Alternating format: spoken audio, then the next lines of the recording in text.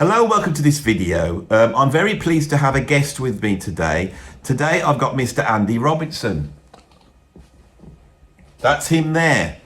And you can talk in this. Okay, that makes things I should have said that before we kicked off. All right, then. That's always bloody happening with these interviews. Yeah. See, the thing is that I might seem like a jolly chap to you, but I do run these sessions with an iron rod, and people realise if they do step out of you know what my vision is for the channel. So, but you can talk in this one. That makes me feel a lot better. Yeah. I was going to ask for Angela earlier because I thought you'd been controlling, but all right, then I can talk now. We're all okay. So Andy's actually helped out in many videos in many ways on this channel. He has played many roles. He's played the role of a psychologist on one of my videos, and he's played the role of the big man upstairs. God, that's right, gods. And Andy's a comedian, but the reason why I wanted to sit down and chat to him is because he also, like me, has ventured into the world of music podcasting, haven't you? Yes. So you have a great one. I love his podcast. So can you tell us a little bit about your podcast? Well, podcast we do with my friend and comedian James Cook. It's called Shooby Dooby Doo-Wop, available on all platforms. And what we do is take a genuinely randomly chose top 10 from the past, and as they say, do a deep dive. Although I hate that phrase, deep dive. Do you?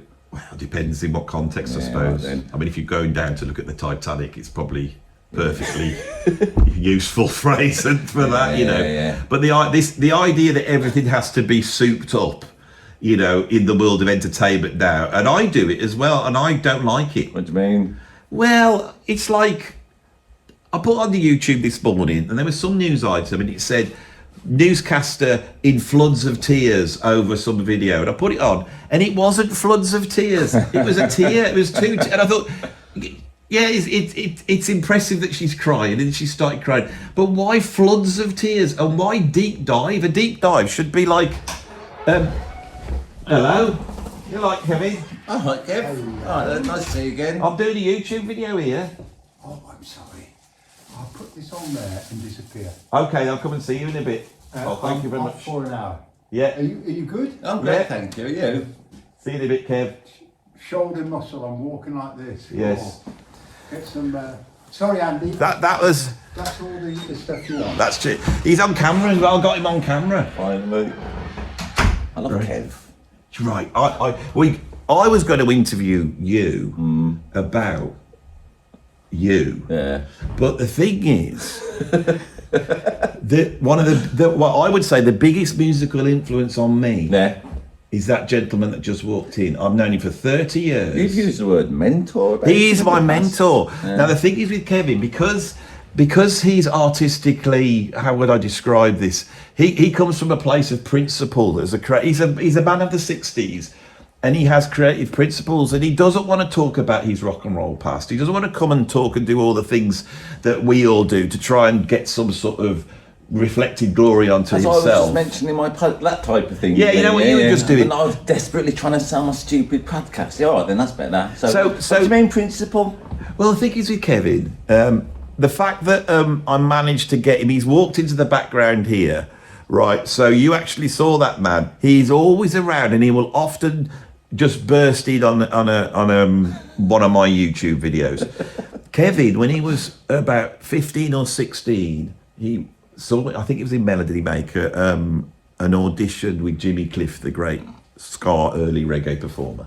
And at 16, he was in Jimmy Cliff's band. He went down to London, and he played alongside the Stones and the Who, and he was involved with all of it, you know.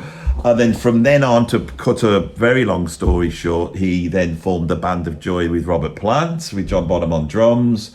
Then he went from that, signed to Island Records, formed the band Bronco with Jess Roden on vocals, Robbie Blunt on guitar. They did 3 albums, critically acclaimed. And in that, he was at the cutting edge. So he used to jam with Hendrix. He's, you know, been on stage with the Stones. I mean, anybody that's eagle-eyed will notice that by my ear, I have got one of Robert Plant's, what do you call them, flight cases. Oh, yeah. And next to that, there looks quite, I don't know if you could see it there. Yeah, it's hidden behind my drum kit. There's a tatty old cabinet, and I'm not going to tell you what that is there, but that's there for a reason, because I'm probably going to do a whole week of video around that. That's Kev's cabinet, but the people who have played through that, you wouldn't believe. Kevin is an absolute legend, and he was there right from it all, and I get so much information off him. But he's not going to sit down and do an interview. I've nearly got him there so many times, and he'll always come in and say, Andy, you got that wrong, and that person was doing that. So I'm chuffed that we've been able to hijack yours just for me to mention the guy, Kevin Gammon, Kevin, Kevyn. Give him a Google now. Absolute legend. These guys are around, and it's like... It sounds like he's got better stories than I might have, put it that way. He's got better stories than everybody. Right. Why won't he sit down and talk to you then? Because I think... mentor, what does mentor mean anyway? I've always... The thing with Kevin is that once he'd done all the rock and roll thing, he then went out to Italy, he worked with the Aphrodite's Child guys. He was also playing with the blues guitarist Jimmy Witherspoon. He was backing up people like Screaming Jay Hawkins. I mean, it's just an insane life. Then he decided he wanted to be creative, and he went out to Holland and he joined a band called Okatus, which was like an avant-garde modern classical rock band put together by the minimalist composer Louis Anderson, and he was working in a very creative manner. When I met him as a youngster, he put creativity first. He felt that rock and roll was going to die, and he was right. And he thought we need to move past rock and roll, and you need to just embrace creativity. He's back. Kev was just talking about you, Kev. I'm talking about the fact that you will never come on my channel to talk. And yet... I will, but it has to be 1 minute to midnight. 1 minute, this is the problem with Kevin. It has to be 1 minute to midnight. Not 10:30 when it's raining men. Who did 1 minute to midnight? I don't know. Who was it, Kev? Eric Clapton did After Midnight. Yeah, who did 1 minute to JJ midnight? counted. Who did 1 minute to midnight? Who sang? Well, one of my favourite vocalists, who had a voice that actually would break window panes, Diamanda. Gallus. Yeah, great version of it. And Motorhead. Really? Did they? Yeah. I told you he's more knowledgeable than me. Oh, Kevin is. Yeah. So Well, Lemmy's up the road from Stoke, and they used to do. They've got a whole. you know that statue that they put up in Stoke, Kev? You know who made it? You know who's the sculptor? I know is? you probably with your connections had somebody. It's a man. He's called Andy Edwards. Well, there's a lot of Andy Edwards. It's such a common name. It It's is. like all the people in the army, Smith and Jones and Edwards.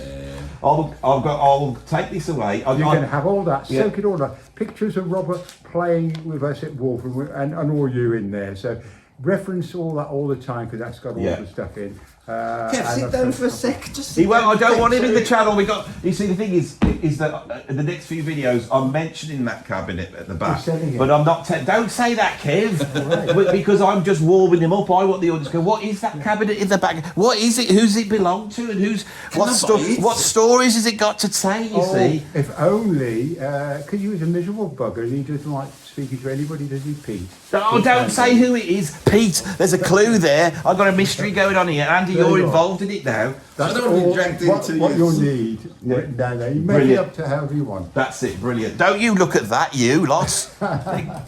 Thanks, Kevin. This is brilliant. I love this. I love the chaos of this. It's great. I like it. Yeah, he's an absolute legend, and that's his cabinet, and he's brought it over because the stories that go with this cabinet and who it belonged to. So that's the question, and I'm pulling you in here as a good media person should.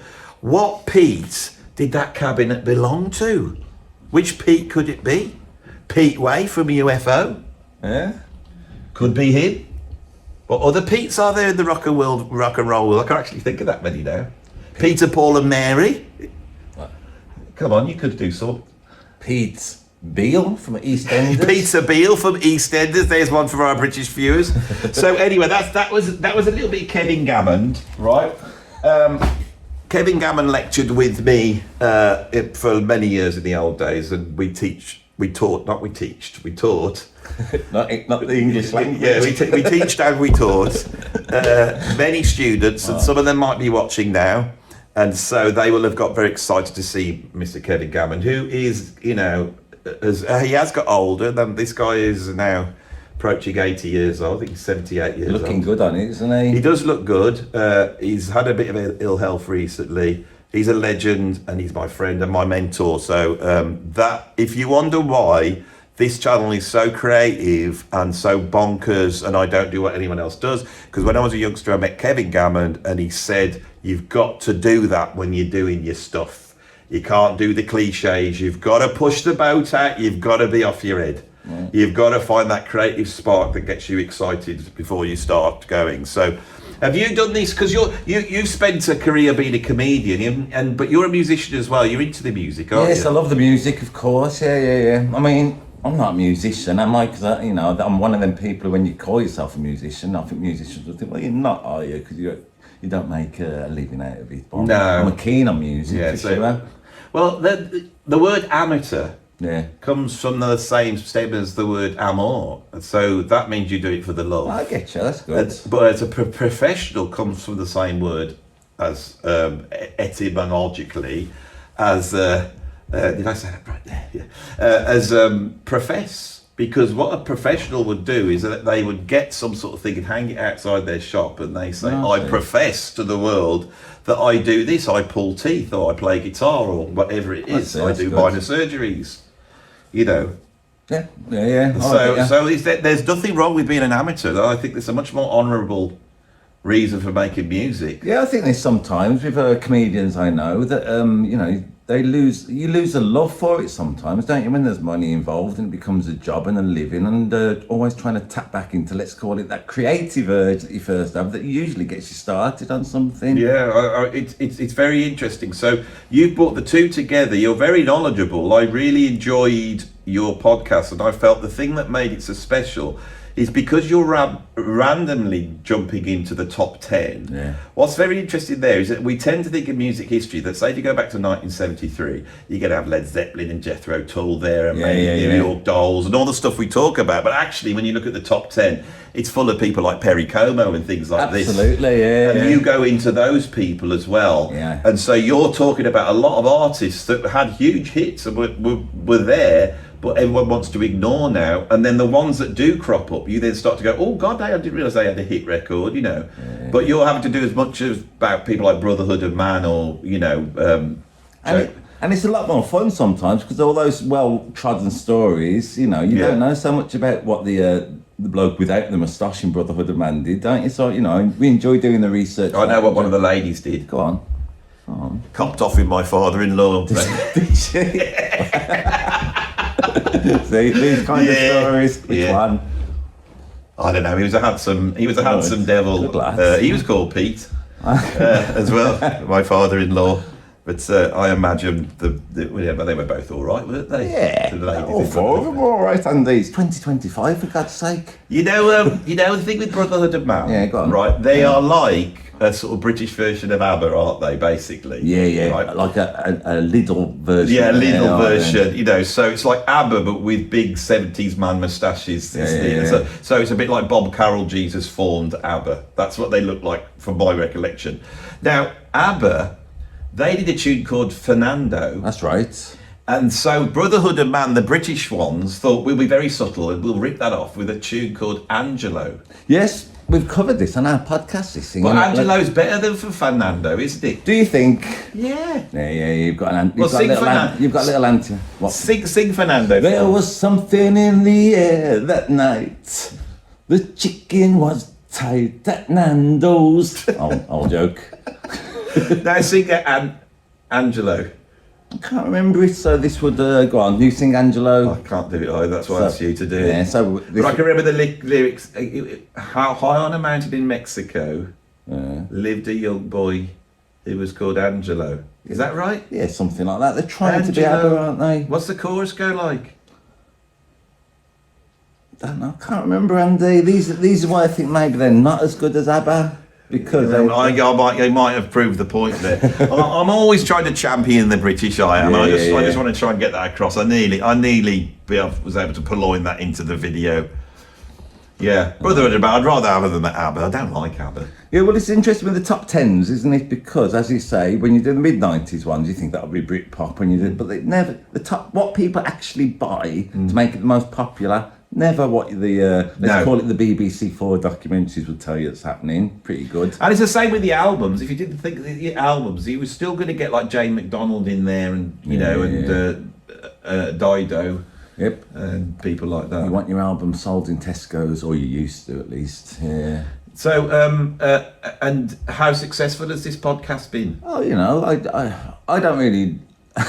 I don't really look at it, the numbers. That's more for my beautiful colleague James Cook. James who does Cook, it. yeah. Yeah, And he's named after the Explorer. Yeah. Whereas you're named after the bloke from Dirty Harry, aren't That's you? right. And Hellraiser. We both decided to go. We've both changed our names. Yeah. Originally, my name was Elvis Spangle, but I thought I'd go for Andy Robertson. So I need to be. You seem the more knowledgeable to me out of the two. Thanks.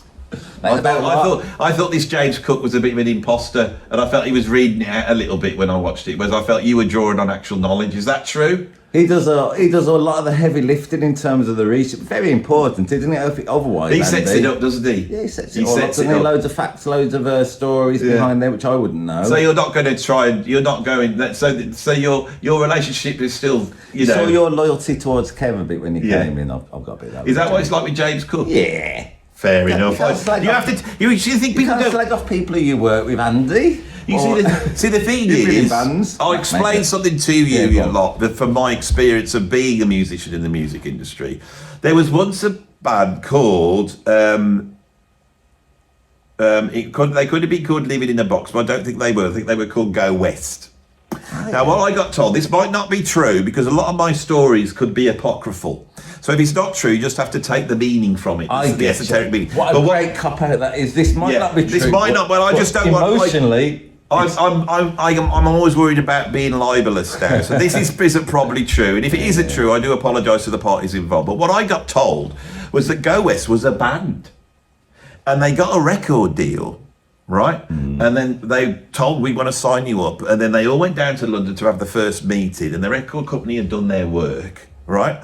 And they said, yeah, so we're going to sign you, but we only want the lead singer and the handsome guitarist, who was just the rhythm guitarist. He just joined. And Peter Cox is lead, another Peter. That's the lead and singer. then Peter of Go Cox, West. yeah.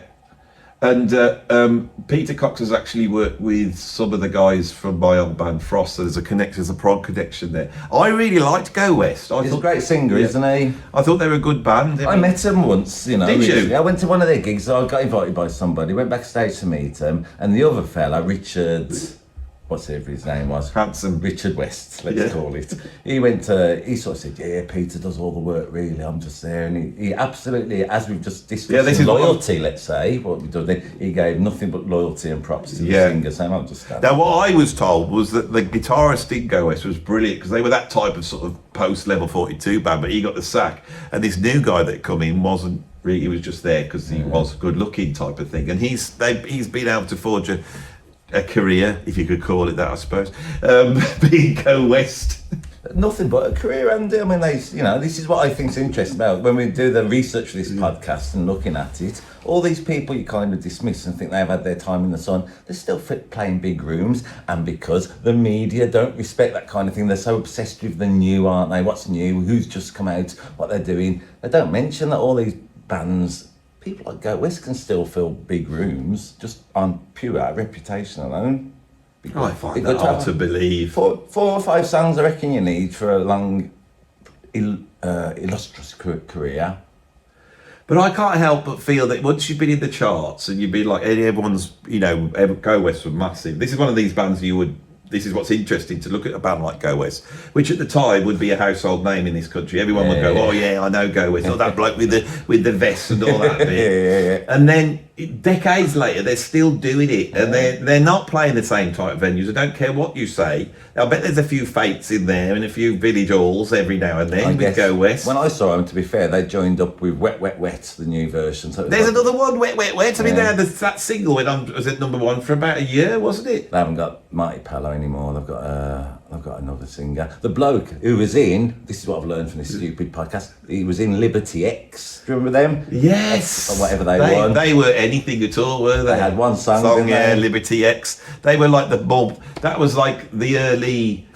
Well, it wasn't called Popstar. Well, that very first one of them. I get them confused. And Pop Idol, Britain's Got Talent. But they were the posh. Back when they first did it, because this is England, when we first had those talent shows, you'd always have the common boy or girl band they put together, and then the posh one, and Liberty X was the more posher one, and of course they didn't get anywhere. They had that one song though, didn't they? They've got, as someone said once, Mike Flowers Pops. Someone said to him once when he had that Oasis cover, how do you feel about being a one-hit wonder? He said, I'd rather be a one-hit wonder than a no-hit wonder. I think there's something in that, isn't there? No, so, I don't want to be a one-hit wonder. Oh, yeah. I'd hate, now knowing what I know about the music business, I would hate it. I would just, to have your whole life defined by, the fact that you need a cover of Spirit in the Sky, and you're like 60 years old. You talking about Doctor and the Medics? Yeah, Doctor and the Medics, right? There is no medics there. It's just Doctor. And Doctor. And he's not a doctor. And he's not a doctor. And I bet you he sits there all wrinkly, but still with the outfit on, coming out of various music festivals, which are populated by older people, because music festivals have taken over from caravanning in the UK. It's basically, it's going to say, so all these old caravanners who sat there with their fold-out chairs at these so-called music festivals, where no one's taking drugs or stripping off and going and swimming in the lakes and doing like transcendental meditation and all that lot, and having the clouds seeded by the government. It's not that type of thing. Bunch of caravanners watching Doctor and the Medics with some old bloke trying to look like he did 40 years ago, and he should stop. Well, I'd hate to be cursed like it, but the thing is, he didn't even write the song. No. So if you got the money from it, fair enough. I don't mind that. If you've written the song, you've had a one-hit wonder, that's fair enough. Yeah, right then. But when you do a cover version like Mike Flowers, what's the point? So you feel it's a prison having the one hit? Yes. Yeah, I do. I this industry is bloody horrible, and I think it's almost like purgatory to have had a hit and then feel that you need to then spend the rest of your life squeezing the last bit of juice, the last bit of minty toothpaste, till you get to the point where you've cut the bottom off it or ripped it with your teeth, and you've got your toothbrush in there trying to scrape out the minty goodness. You've got just enough to just get a little bit more of your mortgage paid.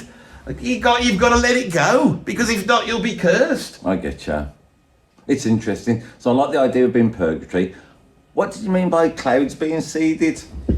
I let that go at the time. I thought, these are jokes. See, a lot of my jokes are based upon rock. And see, some of you guys know exactly what I am on about there. So when Woodstock happened, it rained, didn't it? That's right. And it got all muddy, and they'd had to strip off and going in the water and all naked. But because it was like a utopia that they created on Earth, the fact that they were all in the buff, it didn't matter, because it was like they were back in the Garden of Eden. So they got round it. But a lot of people felt that the government had seeded the clouds to make it rain on Woodstock, so their utopia got rained on.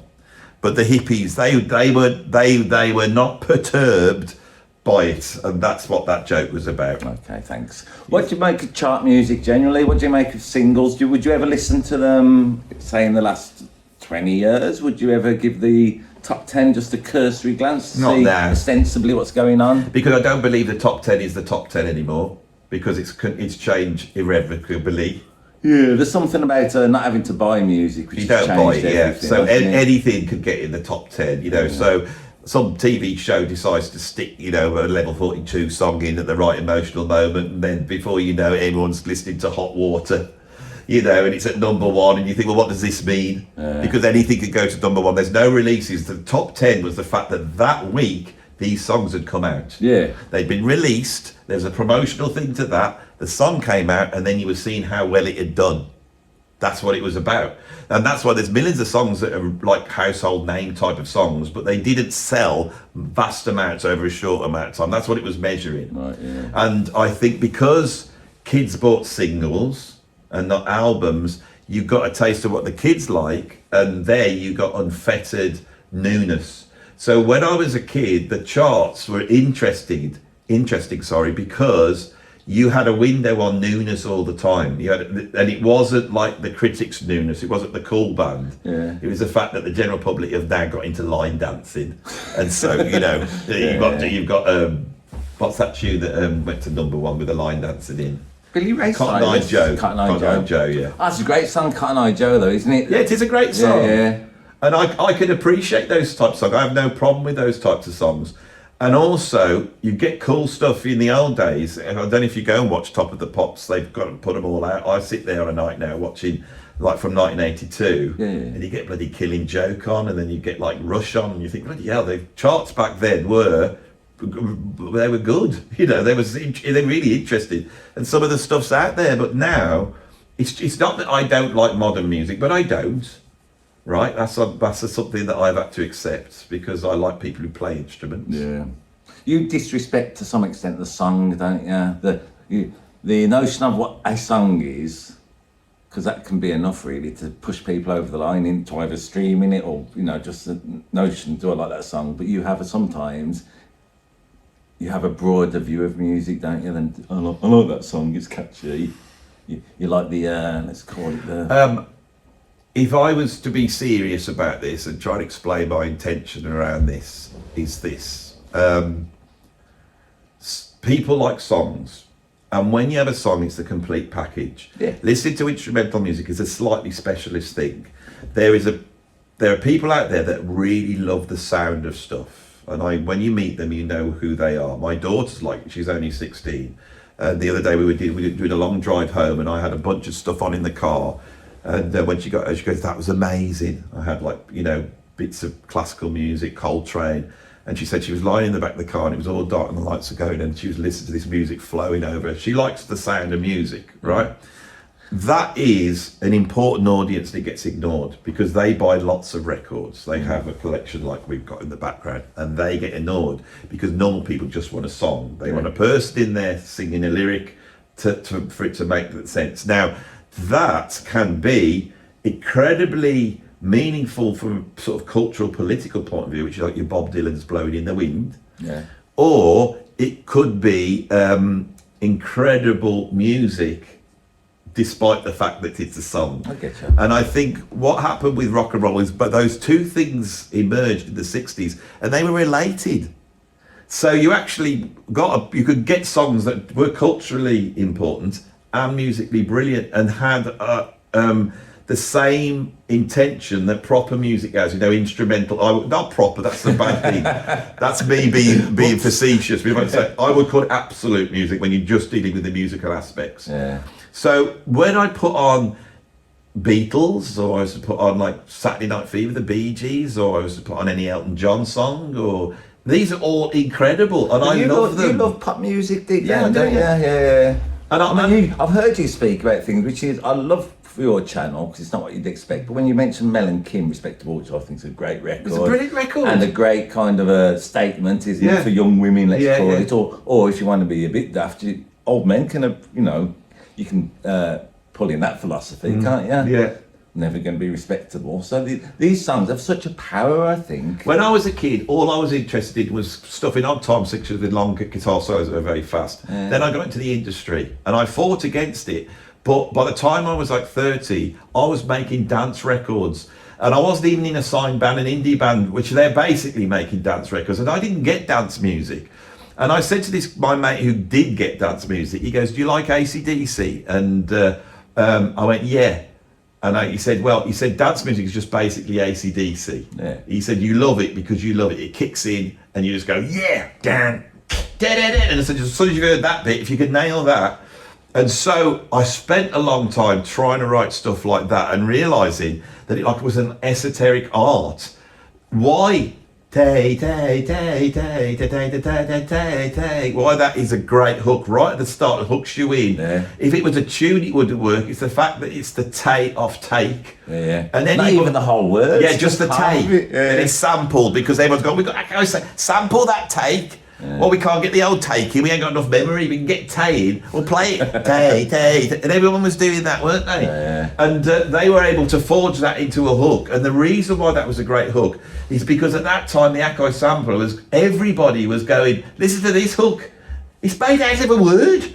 Right. And you forget that. You forget how everyone was going, no, 19. No. The fact you went, no, 19. They're like, what's this magic that you're doing with the words, you know? All right, what I've learned. So these are all the things that make great pop records. What I've learned from doing that podcast is like I would not listen to Rita Ora out of choice, but because we're very strict on it's got to be random. Like, Yeah, you've someone got to like do it. Rita Ora has still got those hooks. And Of course they have, yeah. So the notion of these things that used to happen, but that in music doesn't happen now, is of course a nonsense because music is a continuous, especially the top 10 singles. They're trying to bludgeon everybody. Of course with they are, hooks, aren't and they? the thing is that the hook, the hook canvas on which the hooks are placed has got a lot smaller.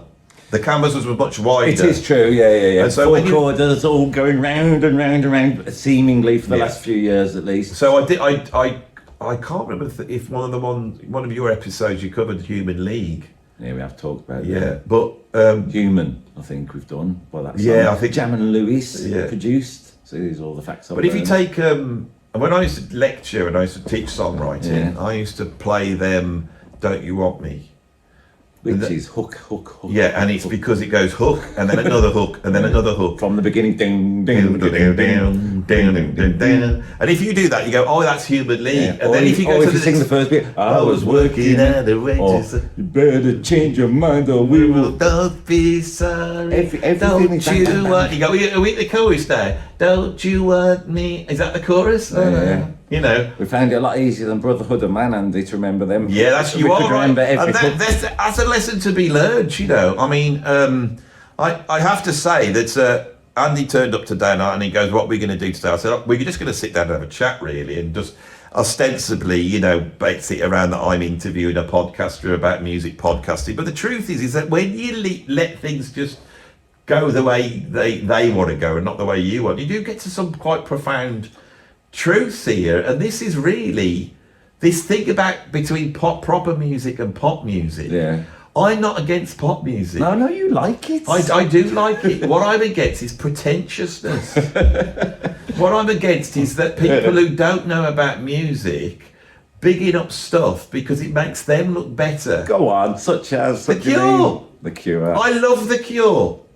Yeah. I love The Cure. I don't know, that's why I picked on them. But The Cure managed to do all the things that everybody who is like in the establishment music press will like. You'll never hear anyone criticise The Cure. And what's that meant? It means that Robert Smith has not changed because no one's turned around. They dare not say, it's like the Emperor's New Clothes. There he is, 80 years old, right? Looking like somebody's granny that you've buried underground, made them rise up from the dead through some sort of zombie ritual, and then plastered terrible makeup on that's been probably put on by Eddie Izzard. That's what he looks like, and he comes out, right? And basically, right, he can still gig because every song he sings in the style of that bloke off Police Academy. Except then bloke off Police Academy, he's not as melancholic as Robert Smith. So if you imagine the bloke off Police Academy, but imagine that you're crying. Now do it. Yesterday I felt so old. Now all this here, it's really funny because we were chatting about comedy. I've just done exactly a carbon copy routine from a video I did last week. Yeah. But the reason I'm not just doing it to make you laugh, you know, and you're probably not laughing. Do you think though? But I'm doing it because The Cure, great, so Close to Me is a brilliant song. But But you don't, would dismiss this sometimes, Andy. I think this. You love pop music, you love Cure, but you would also say Close to Me, which is a 3 or 4 chord at most. I'm going to Brilliant guess. song. But so you've got no snobbery when it comes to it's that about the simplicity and it's an open C and an F and all But that. The Cure are a pop band. They write pop singles. They are no better than Mel and Kim Right, yeah. on that song. They've done some heavier, darker stuff, and I'll give them that. You know, they are brilliant. I'm not knocking The Cure. I'm not knocking them. I'm saying that there is a false idea of their worth that we don't actually put on great pop songs. Yeah. You know, now here in the UK we had a band called KLF. And KLF seemed to be, I have never dealt with KLF. KLF seem to be every single genre of music. They seem to be high art and low art. They seem to be critically incredible. Like it's almost like performance art, and it's almost out and out pop music. Yep. And the whole concept. You know, when they do a video where they got £1 million that was going to spend on they the burned video. £1 million on an island, didn't they, as a publicity stunt, Yeah. and also some comment about capitalism. Yeah, all that bit, yeah. And I think that we can't look at what this is truly and see where the worth is. And so actually, if you were to go back through the charts, you know, through history, and you start to look at these songs that so for example, what's that song, the Christmas one? It's Joe Dolce, the Christmas song. We're going to hear it a million times. The Joe and the Louie one. Joe and the Louie. Yeah, Joe Dolce did "Shut Up in Your Face," and we may have to go to "Shut Up in Your Face" as well. Well, great song. Quite. Great song. Again, you know, you remember all that, don't you? It's unique. It doesn't take itself too seriously. Let's you. He dresses up with the thing. I mean, the thing with the Cure, this is what I like about pop music a little bit, is the pantomime. Oh yeah, it is. If you like, and they've been in the dressing up box, haven't they? But it's not John Coltrane. It's not Miles Davis. The Cure in the same bracket as Joe Dolce. That's the point I'm making. I agree. Unless they're doing something that musically is like John Coltrane. That's my point. Let's say what it is. Okay. Now. Jonah Louie, that Christmas song, wasn't written as a Christmas song. No. It's a serious piece of songwriting. It's not all hook laden and cheap. It's a complex song. It tells a complex story. It's well done. Everything is brilliant about it. It's got loads of hooks in it still, Andy. You know, yeah, but that whistling thing not only is a brilliant hook, but it also tells a story. Yeah. It's more than just someone going, I don't know, about like what would be a shallow pop song. And I love shallow pop songs like I like to move it, I like to move it, I like to move it, I like to move it. You see, and that's genius as well. But it's not like the Jonah Louie song, because that basically is about a bloke who likes to move it, and he's not even that specific about what he's moving. He doesn't specify what he does like to move and how he's going to move. I imagine it's something quite rude. Yeah. I think it's about feeling quite a lot. A lot of I think if you write a song and you just say, I've got a feeling of somehow, you don't even say what the feeling is. People can impose what they want on that, can't they? Everybody knows what a feeling is. Isn't there a chick that goes, I got the feeling that tonight's gonna be a good night. I've got a feeling deep inside. Brenda Lee, here comes that, like she calls it a lonely feeling, but just mentioning the word feeling for songwriters. Feelings, whoa, yeah. Feelings. I think you got a point there. Feelings. Yeah. But not specific. You just talk about some sort. Maybe because this is an interesting thing as well, is to think about how you get a hit record, because I've been in the studio trying to do it, you see. All right. So I can remember once we were working on this record, and we were working on this dance record, and we got a DJ in. Now in the old days when you're making dance records, I'd be there because I could program drums and mix a bit. My mate Tim, he could play the keyboards and he could do all them rave piano things. Yeah. But we'd have a DJ in. And the reason why you'd have a DJ in is because they would know if you could play it out. The term was play it out. What does that mean? Can you play it out? That track, I reckon I could play it out, which means the DJ could take that track, good or bad, but it's the attribute that they're describing is that they can play it out in a club. They can put the record on, it's going to work in a club. So the DJ's there, and he is like judging whether you could play it out. In other words, whether his DJ skills, are people going to like it? Is it going to kick off? And the thing with dance music was, it was an incredible thing because the canvas on which the hooks were presented was not radio, right? It wasn't albums, It was in a nightclub. And you could make a record in like 1988, press it onto vinyl, and if you had 50 DJs, you could give them 50, and you'd have a hit record off that. When we do this podcast, we look at sometimes the lower reach of the charts, late 80s, 90s, the bottom half is just chucker with white label records that stayed there for a week. I had a white label hit. We had a white label hit, when I was doing remixing. What was that called? It was, I can't remember. God bless you. I did a lot of these things, but it was a bootleg remix of a tune by a soul singer, and I can't remember her name now. She was famous, and she brought this pop single out, and there was no garage version of it. So someone says, I've got the acapella, because it was hard to get acapella, there's no AI back then. Could you do a garage remix? So that's how we did it. And then this guy put the money in, pressed it onto a white label, banged it into all the DJ's hands. They played it that Friday night, that Saturday night, and then on the Monday we went to #1 in the white label charts in the magazines, you know. And I saw how all this worked. I mean, this is part. I'm weird because I'm a jazz fusion guy. I'm into prog, but I was working from the production. Like when I was doing that, it was really commercial. It was all about not trying to write a heavy song, like trying to get in the charts with the Bohemian and Rhapsody. We were just trying to get that I like to move it. And so I was studying this, you see. Yeah. Anyway, so I can remember we brought this DJ in, and he was sat there, and we played in the track, and he's going, "Oh, I'm not feeling it. Would you not be able to play this out?" "No, I wouldn't be able to play this one out. He can't play it out. Everybody's not going to be able to play it out. The DJ says it. You know, we've done all the programming, we've got all the beats, we've got all the sounds, but apparently this magical mix isn't going to be able to be played out." So we turned around to this guy and we said, "Look, can you put some rapping on it or something?" And he said, "What?" He said, "Why would I be able to do that?" And I'm afraid I didn't say this, but the keyboard, he went, "Because you're black."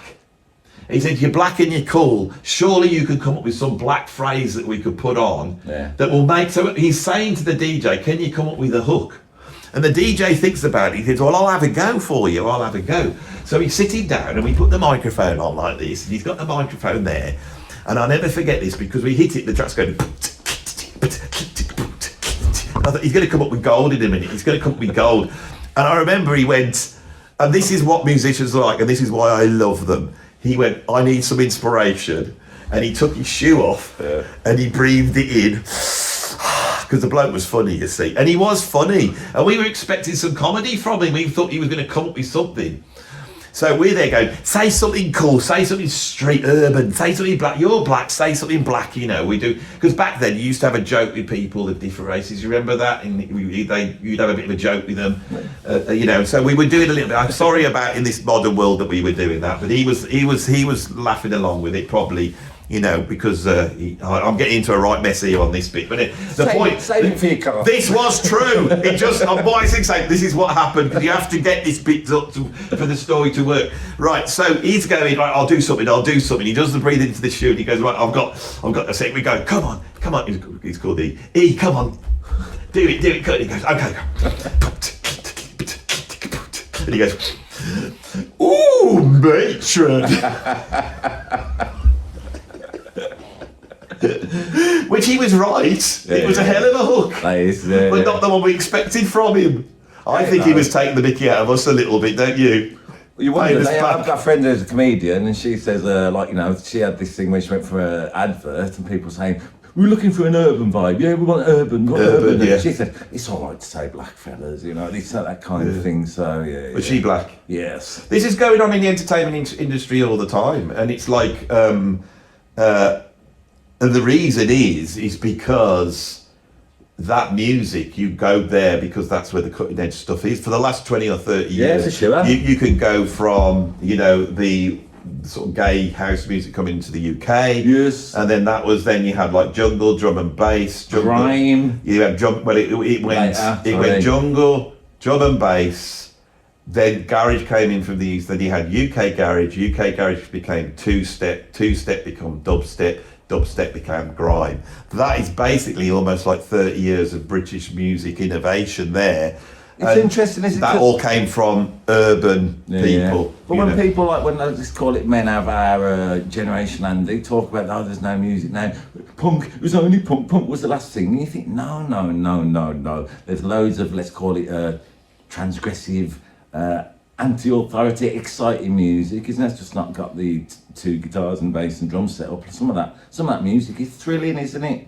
I think it's a shame to kind of get older and ignore all that. It does require a little bit of work. The problem I have, and it's because I'm old, I'm not going to say it's not because I'm old, but when we were producing records in the old days, yes, the bands had gone. We weren't playing guitars, but we were musicians, and we knew our chords, and there was keyboards on it, and I was programming drums like I was a drummer. So we were there because we were musicians. Yeah. Right, we had a G3 Mac running Cubase and an Akai sampler. We could only record a few, like the vocal in, everything else was in the Akai sampler, and then we could drop keyboard and MIDI in, and we had a big mixing desk. So basically this was still being made in a linear fashion. It wasn't just plugins. We were having to make our sounds. Sometimes if you needed a snare drum, you'd have to go and get a record. I used to go and get records, white labels of the cutting edge dance stuff, EDM stuff that was coming out. And if I could hear a snare drum on its own, I would cut it out and drop it into the... So this is how we were doing it. And it was very underground. It was very sort of guerrilla recording. You got your basic gear, you did this recording, you took it to your mate, they mastered it, you banged it out on white label, and that was it. And it was exciting because of that. And people were just going mad. Now, when you hear some of those early records, they're incredible. Once it all went inside the computers, it's become, not only you don't need the talents because they are just pulling patches up now out of the computer. They don't write the chords. Everything, it's like remember the band Pop Will Eat Itself? Of course, yeah. It has eaten itself. Yeah. And when you listen to it's a great band name that was, wasn't it? Even all that time ago, you thought they were onto something. Well, I haven't seen him for a while, but I'm mates with Richard March from Pop Will Eat Itself, and he used to come in and teach at the college I was in. Now the kids didn't know who Pop Will Eat Itself, they weren't impressed, but he said to me, when they were working in the studio and the guys from Prodigy rang up and said, we want some licks, have you got some licks? He said, well, they basically plugged in some guitars, and I think they just recorded onto an ADAT a whole bunch of riffs. They send them back, and then the Prodigy took Richard's riff and made their law, ding-a-ding-ding, ding-a-ding-ding-ding. And this is how mad it was, that a rock band was sending guitar riffs over to the Prodigy, they're sampling it, and nobody knows what they're doing. They're just throwing everything at it. Now, somebody has got the right sounds, they've got the right chord progressions, it's all there in front of them, all the whooshes, everything's there, they sing the vocals in, then they sit there and put that vocalist in, and because the canvas is so small, what you're always going for now is that vocal hook. It has to be a vocal hook. So important. And once you've got that one vocal hook, the rest of it doesn't matter. Let me ask you this, so Andy. Say in the 50s, when people were doing whatever they were doing, very sophisticated songs, wasn't there? And then skiffle came along, and then people would be going, you only need the teacher's bass and 3 chords on the guitar, so there would have been that cultural movement, what that spurred and spawned, I suppose.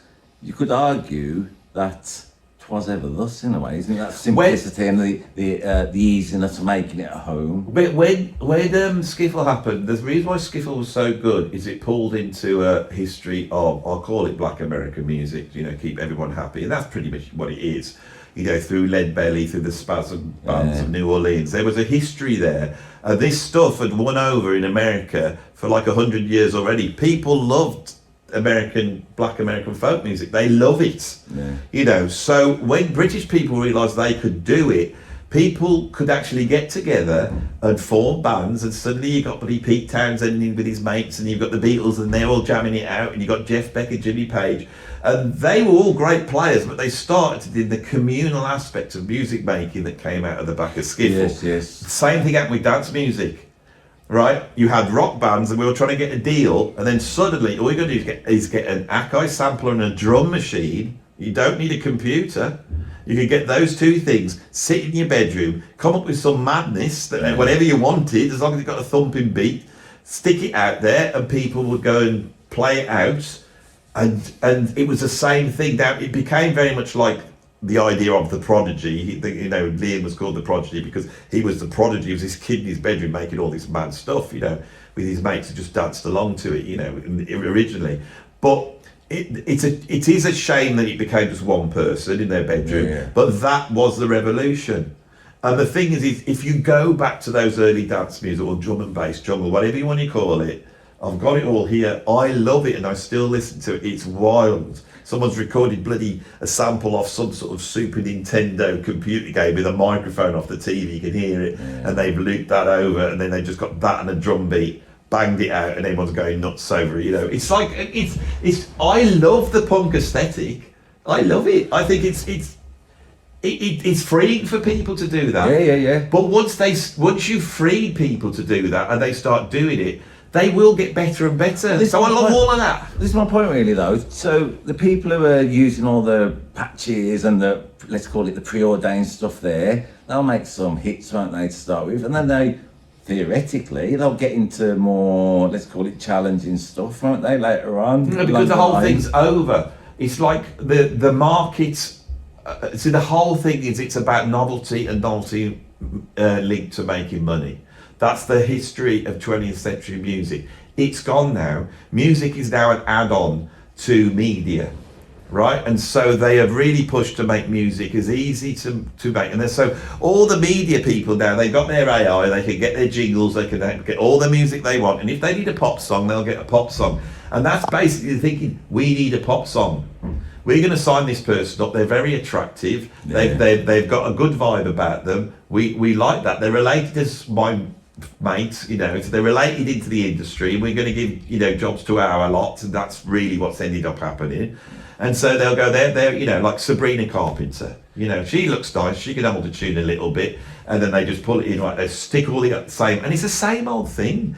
If you brought a Sabrina Carpenter song out and I'd never heard it, right, you're in a different world, I'd probably go, this is really good, you've got a nice voice. I think you'd like blah, it. But I have heard her and I don't.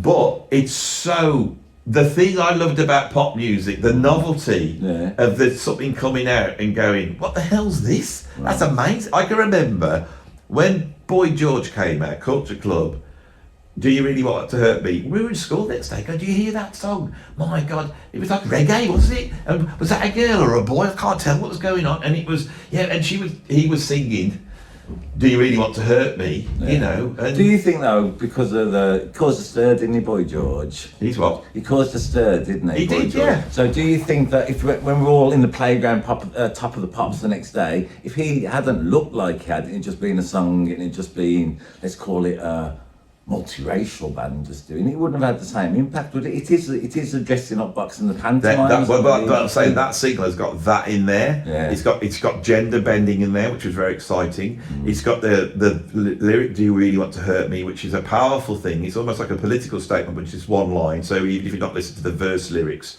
you know, he's probably got the metaphor of a sort of relationship, but we knew it was also like he's a bit of an effeminate bloke, and he's probably going to get his head kicked in. And that great intro. And then there's all the musical stuff in there, and the bringing me time. It's like almost like a 40s prologue, isn't it? Too. It's very unusual. He's a phenomenal singer. Okay. George was a phenomenal singer, and I think he's just got better as he's got older. They're immensely talented. You know, it was loaded with worth. Yeah. But it was just a pop song, but it was loaded with worth. And you don't think there's so many of them now? No, just don't know.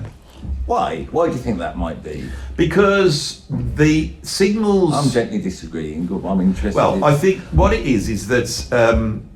I've told this story on the channel before, but not everyone watches all the videos, so I'll tell it again. Yeah.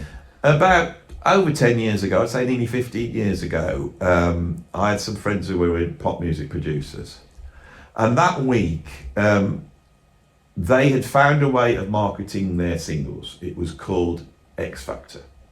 So X Factor would be on a Saturday night and everybody would watch this music show, and that gave you didn't have to put it on all the radio stations, you could just put a record on there and it would then get in the charts, right? And so X Factor, the raison d'etre for that was because they had actual acts would come in, remember when they're doing the judge? So the record industry go, right, we've got this single, let's get it on X Factor. And maybe two labels would get theirs on. So this week you had Alexandra Burke was on, who represented the new, and you had Robbie Williams who represented the old, and the newspapers came in and portrayed this pretend war. Who's going to go to number one, trying to reenact that Oasis Blur thing. Do you remember? It was in all the papers all week. No one cared about that false battle though, did they? This is the point. They did that. They put the stuff onto X Factor. They both did it. The next day, what's going to happen? Who's going to go to number one? No one can remember what goes to number one. Yeah. But the fact is that following day, about 2 days later, my mate rang up and I said, "What's going on?" He said, "It's a little bit funny in our world at the moment." He said, "Why?" I said, "Well," he said, "the industry has just thrown everything they've got, and on a bad day, they still expect a certain amount of sales." He goes, "The sales aren't there." They said, "No one's just bought. They're just not buying them." And he said, they suddenly realised that there was no money to be made in singles anymore. And he said it's like all the producers and songwriters, it's like the Titanic. They're trying to, can you get me onto someone at CSI Miami? Because I want, and everyone just moved out. So when you listen to music in the media, if you listen to the music behind TV shows, behind adverts, or like musical theatre type films. So when I listen to something like video games too, that's the video games. All the talent went there. And when I mean talent, I'm not about bloody Alan Holdsworth. I'm about people who can write incredible songs. If I put on The Greatest Showman, where there's some money at the end of it, their pop songs, they're all incredible. Like they're mind-blowing pop songs, and they're from the musical, from the film. Yeah. If you listen to any of those, they're brilliant, and it really is because they got the talent pool there. That it's not, you're not pulling the talent because there's no money in singles, and they've just become an add-on for the fact that if you are Cardi B, for example, you say, well, where's Cardi B make her money from? Well, she's making her money the fact that her videos on YouTube are doing 1 billion views, and then because people have watched the video, they then go and listen to the single on Spotify. Because they do 1 billion, there's some money there. But the video is important, so all the talent and people who make those dodgy sort of sexually suggestive music videos for hip hop artists, those types of things, they have changed the nature of media because the techniques that have been utilised in modern hip hop videos, when you watch them, and you might get shocked at what Cardi B's up to, but look at the set design, look at the camera work, look at what's going on. That's the talent's in the video, because that's where the money is. So you want to sign somebody like that you're going to create this great big £1 million titillating video, which pushes all the buttons, aimed at a young market, and then those kids watch it going, oh, this is a bit naughty. And that really is this is the level it's on. It's like us watching a Carry On film on a Sunday afternoon and hoping there's a bit of nipple on there. And that's what you've got with young people, all us old people. It's disgusting, the kids can't watch stuff like this. That's the game they're playing, right? And then I believe there's a certain thing with that type of popular music where you're not really allowed to criticise it. How do you mean? Because people will go, this is hip hop culture. And so hip hop culture, so here in the UK, we've been overwhelmed by hip hop culture. Yeah. Absolutely. And that aesthetic or just whelmed, let's say. Yeah. Have we been overwhelmed, or? I think the industry's been overwhelmed totally by it. Because that's what people want, though, isn't it? They want the hip hop, let's call it, even in its broadest sense. They want that influence. And it's stripped down to that now. Yeah. So even like if you're watching a kids' TV show about, say, a footballer that's working class and his trials and tribulations, I do believe there is one like that. You listen to the music on there, and it won't be like the sort of Cockney Grange Hill music that we would have had. You're all geezer. That was the music we had. But now it'll be some pseudo hip hop. This has got the smell of urban. All of that will be in there, and you can't call it out. You can't say we're British. We should. Well, we got all this all over this. What? Because the kids want it. Everybody wants it. They all want to be associated with it. This basically the wonderful commercial structure that created great popular music that was close to being high art. The commercial drive, the motivation is no longer there, so you don't get it anymore. That's basically what it is. Hang on, the commercial drive to make a big record isn't there? There's no money in it, right? There's no radio to play it on. There's no Top of the Pops where they can go on and do their performance there. Yeah. People don't buy it. They don't listen to it all the way through. The idea of getting people in the room and getting a vibe, so there's a communal aspect of which often went with novelty songs because everyone went, oh, this is the new thing. It's punk, now it's new wave. That's gone. So you aren't pulling the youth in who want to get involved in it. All the structure that was there before 40, 50 years ago has completely gone. And so now basically we're back to the same situation we had pre-rock and roll, is that pop music is just songs that people like. And it's just the lowest common denominator basically. Yeah, right. There's no art in it. When we were arguing, when we were saying ABBA's amazing because these songs might be pop songs and they might be shallow, but musically they're incredible. That argument that people made why ABBA is so great, and that happened in that sort of postmodernist era when Rage decided to do ABBA. All right, but when you strip away ABBA songs and get into it, there's nothing massively sophisticated or groundbreaking about it. Is there? About No, there that? is. They're totally. I mean, if you listen to an ABBA song and you were to take it apart and write it out on the board of what's going on there on any single level, and put it against a Sabrina Carpenter tune, you'd see the difference. Do you think? Why do you think people are compelled to keep making music then? If it's a worthless because music is subsumed now. It's like this happened to photography first. If you were a photographer at the turn of the century, you had a big studio in your town, and everyone came down and paid you a lot of money for you to take their family photograph. Now photographs have no worth. They're still photographers, right? But if you notice, when I was a kid, the local newspaper employed a couple of photographers.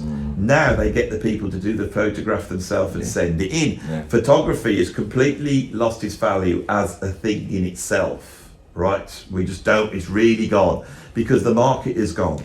And that's happened. Changed. It's the market that created, like for example, how can I explain this? If you watch Grand Theft Auto now, my kids watch it, or you go on Fortnite, this is high art.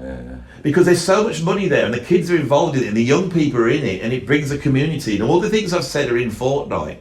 And I can remember sat in the living room, my kids are playing Fortnite and they went, oh, something's happening. And it's like, there was this big tower in the middle of Fortnite and this like Lotus came out and it opened up and all this stuff came and I was going, what the hell's this? It's like bloody Pink Floyd. It's what Pink Floyd would have done if they could. And my kids are into it. It was happening live. And so you were part of it, you know, and I thought that's high art. The art, the creativity is in computer games, it's online, it's on YouTube. That's where the creativity is. You know, you and me have turned up, we've got 2 cheap iPhones and we are just chatting away, right? And this video will live or die on how interesting this conversation is. People will sit here and follow it through. How long have we been coming up to an hour? We'll have to be starting. I don't like going over the hour. Let me ask you this. So, do you not think? Well, this is what I've learned from doing this podcast. If you listen to more modern top tens, and you keep listening to them like kids would, I imagine. Not that they can watch Top of the Pops, but they're just about. I'm not sure pop music has changed at all, really, apart from these little phases and crazes. And at the moment, the 4 chords, like cyclical minor key things, that's simple. That's a bit boring, but it still means as much as it ever did to people. Like all them women at the Taylor Swift concert singing along to every word. They weren't going, oh, we don't care about these songs, do we? We're not bothered about these. We just want to buy the burger or whatever. They love it. You're what? So I think this, as we get to the end of this has been a brilliant conversation. I don't know how I'm going to title it up, but we have dealt with something that does trouble me on my channel because I'm always going to argue from the musician side. I'm always going to want to talk about quality and readdress the balance. But I could easily sit here and think, Andy, you're old, you don't get it. People still like pop songs, kids still live by pop songs. All the same, just because it hasn't got like, you know, Pino Palladino on the bass, you know, you know, that was your thing. They don't have that now. Now they have things, meany things on there that you don't get. They appreciate that. I understand all that. I would say that I have to say this: Ed Sheeran, Adele, Taylor Swift. That's a different thing. Right. There is something more to those. Because why? Because they're musicians, because they're good songwriters and they think about the song, they tell a story. You know, I don't find much in it, but there's definitely a difference. And one of the differences, I feel, especially with Ed Sheeran and Adele, that the computer doesn't drag the life out of them. You feel like Adele's really singing. You feel I just wonder that if you got one of these Sabrina Carpenter songs, I hate to keep picking on her because I'm just showing my age, I can't think of anybody else that's around, you know, Post Malone or whoever it is. If you would take one of those songs and bring them into a studio and get some cool players behind it and get them to play, that track would get done in 5 minutes. Well, quite Jamie Cullum doesn't he? He'll sit with his musicians and say, we're going to learn a song in an hour. He did the Sabrina Carpenter song called Please, Please, Please, which is actually a very beautiful song and got loads of skills in it. And for some people, they'll go, oh, finally, Jamie's done it and it's live and it's happening, but I'm going to argue that there's not that much difference between that and what he was inspired to do it, because it's a song, isn't it? The song and the words and the top line. I think I think you've got a point. I have really tried to argue some definite things where you go, well, that's different now, and that probably is going to knock the quality down. You know, one of the things I've noticed doing this channel and chatting about music is the commercial aspect is really important. Once there's money there, talent that goes there. And once you've got talent that goes there, and you've got a culture that wants something new, talented people go, well, how about this? And you end up with, like, you know, Brian Wilson in the studio trying to write God Only Knows, or even probably his finest moment was Good Vibrations, you know, and you will hear that, and you imagine in 1967 or whatever it was, hear Good Vibrations, it must have sounded like come from another planet. Absolutely. And that is what I'm talking about, high art. And when you haven't got those motivations, it just turns back into How Much Is That Doggy in the Window, which is a great song and everybody liked it, but I think the modern pop songs are a little bit like How Much Is That Doggy in the Window. Now, what I need to do next time you come down is you need to bring down some modern popular songs that you think are good, and I will not do a comedy thing. I'll do a real reaction, tell you what I think. That will be really interesting, because with this video, I think the thing is, it's almost like we have both stated our sides of the arguments, and I don't think it can be answered. I think the truth's probably in between the two. Yeah. I don't think there are any answers either. You know, No. like what I'm aware of is like what I love, Andy, about doing whatever I do in my life and just listening to music in general. That thing when you're a kid, right, and you give it time, you listen to things 15, 20 times before, as my colleague said, you've really got to put the time in to dismiss something properly, I think. There was one song that my kids got into, and I wish I could remember what it was. It was about wearing some sort of expensive jewellery, and that's what it was about. Okay. That's all it was about, and it was awful, and it was really shallow and just, you know, materialistic song. And it was so bad, and my kids realised that I hated it, so they kept playing it to me. So I started listening to it, and in the end I ended up liking it. And the things I didn't like, I almost could see as being tongue-in-cheek in a way. Well, that quite a thing happens a lot, doesn't it? That people go, that's a shallow materialistic song, if they do that. And then they'll listen to Money by Barrett Strong, and then, oh, this is proper, this is better. Yeah. They'll almost give it the intelligence that they know it's making a comment. And I think sometimes, as you get older, you lose some of that with pop music, I think. I think this is the actual answer here. Yeah. If you go back to the golden age of studio cinema and you look at Casablanca and all that type of thing, those films are amazing, and they exist because there was a commercial structure to create those incredible films. And they have something that the likes of Easy Rider and Taxi Driver and that new American filmmaking hasn't got. But they're great. But a lot of the people that grew up with Casablanca might not have been able to get into Taxi Driver, and people who got into Taxi Driver might not be able to get into the latest Will Ferrell film, whatever it is that's out there. And my interest in film is a lot more neutral, so I like everything. You know, I can like everything. With music, I am really biased because I've spent a lot of time trying to become a good musician, so that quality is embedded in you. And I've spent a lot of time trying to write hit records, which I saw as being very shallow but difficult. Shallow but difficult. Casablanca is incredible, and it is incredible being at that time. Led Zeppelin's incredible because it's a product of that time.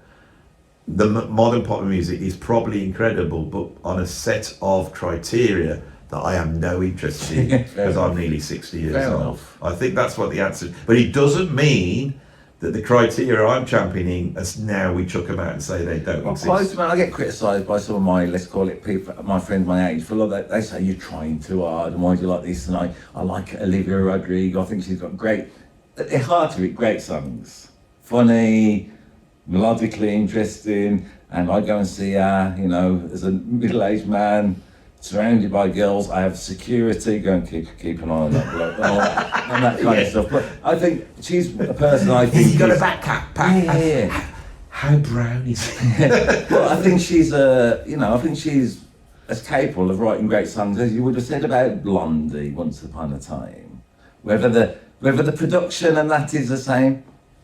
You don't know any of her songs, Andy? I do know Olivia Rodrigo is. I know a song she did, Right. Let's Get Physical. I like that one. That's Dua Lipa. Is that Dua Lipa? Yeah, exactly. My point being proved. Which one's she then, Dua Lipa? Dua Lipa. Well, Let's get physical. Yeah, she did physical. it. There's a lot of interplay. What do you make of interpolation? That's a new word for nicking a bit and having to give some credit, isn't it? Yeah. So yeah, I'm saying. Don't even ask me it. I'm a big fan of pop music, and you know, I don't want to be. I don't want to just think that it's all over because it's only songs, aren't they? 3 minutes. Andy Robertson, ladies and gentlemen, has got a podcast where he goes back through history. Sometimes it might be a couple of years ago, and he's talking about Olivia Newton-Rodrigo and all that people. Sometimes he'll be talking about Dua Lipa and all these people. Sometimes he'll be talking about stuff way in the past. And he's got the knowledge and he's got the love of it, and he spreads the love, and that's what makes a great podcast. Thanks, He's Andy. spreading the love for what he does. I spread the love for what I like, which is basically the grumpy old man that really only likes guitar solos that are very fast with loads of, like, you know, altered dominant scales. But you and don't. I've seen your guilty pleasures video. What made me think, oh, Andy loves all these pop songs. Well, I know the song that got me into music when I realised I loved it was Pop Music by M, and it's almost like the platonic pop song. That's why we called our podcast Shooby Dooby Doo Wop Bop Bop. It's the greatest tune ever made. Absolutely. New York.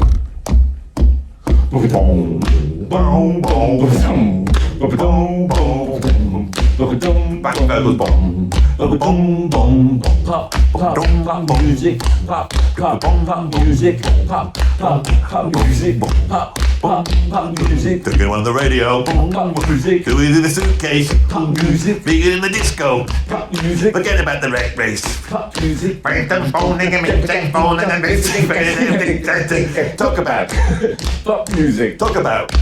pop music, Pop, pop music, pop, pop music. New York, London. There is music. Everybody talk about pop music. Wasn't that good? That was a good ending. We're good, you see. We know what we're doing. We're like bloody expert podcasters, and you've sat there for an hour and been entertained, interesting story, a lot of interesting stuff. I watched that, and that was very interesting stuff. And then we end up with a performance like that with back and forth, the whole thing, on the very song that personifies everything we've talked It really about. does. It really It's does. all come together. It's all come together, everybody. Where are you? It's all come together, ladies and gentlemen. Andy Robinson. Ladies and gentlemen, Andy Give- Edwards. Thank you Yeah, for yeah. your work, Andy Edwards. That's the best one we've done. We've done some good ones together, but I think that was the best one. I did enjoy that. So you can press stop now, but before he presses, you can press stop on yours so you disappear now. That'll be quite cool. I'm doing a funny editing thing on this. I hope you appreciate it. That's it. And I will say, as you would expect at this point, if you like this, like it. If you want to see some more, subscribe. If you want to become a patron over at my Patreon, you can become a patron. You can become a free member, or as I call them, a freeloader. Or you can become a paid up member where you'll get all the juicy stuff. Or if you still want the juicy stuff, you can become a member on YouTube as well. Different things, take your pick, you know. But whichever one you take the pick of, make sure that some of the cash is coming my way, because that's very important. And the other way to get cash to come my way would be to go to my YouTube PayPal tip jar and put something in there. My next guest has just arrived. Goodbye, everybody.